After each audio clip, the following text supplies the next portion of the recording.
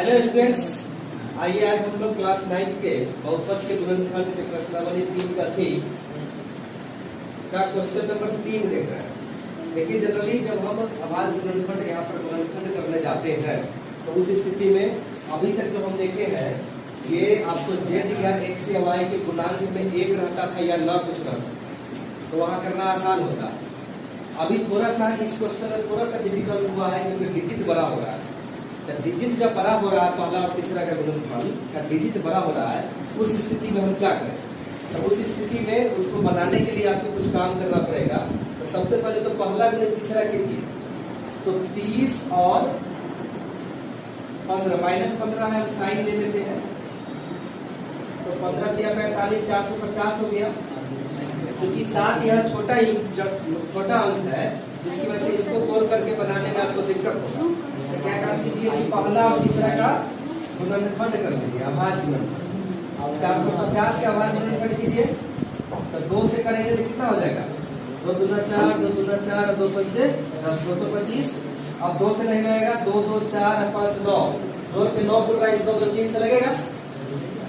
इन अंकों का जोड़ यदि 9 पुर जाए, 9 3 के पहाड़ा में आता है ना जी, 9 न पुर जाए बल्कि 3 के पहाड़ा वाला कोई पुरेगा तो समझिए 3 से लग जाएगा। तो 2 2 4 5 4 9, 9 पुर रहा है, 9 3 के पहाड़ा में आता है, इसका मतलब 3 से लग जाएगा। ये स्टेप लगाइए। 3 7 21, 1 पर 5 15, 3 बचे 15। अब 3 से लगेगा कि नहीं लगेगा? 7 5 12, 12 3 के पहाड़ा में आता है तो फिर लग जाएगा। 3 से 3 गुना 6 और 3 बचे 15। अब 3 से लगेगा कि नहीं लगेगा?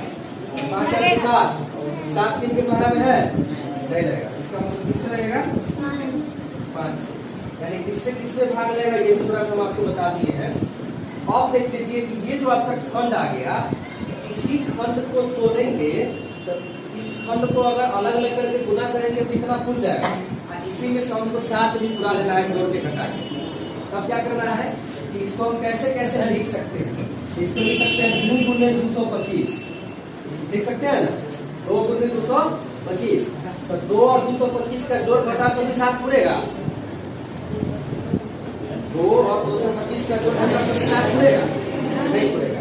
2 जोड़ दोगे तो 227 हो जाएगा और 2 घटा दोगे तो 223 हो जाएगा, नहीं हो जाएगा। इसलिए ये नहीं चलेगा।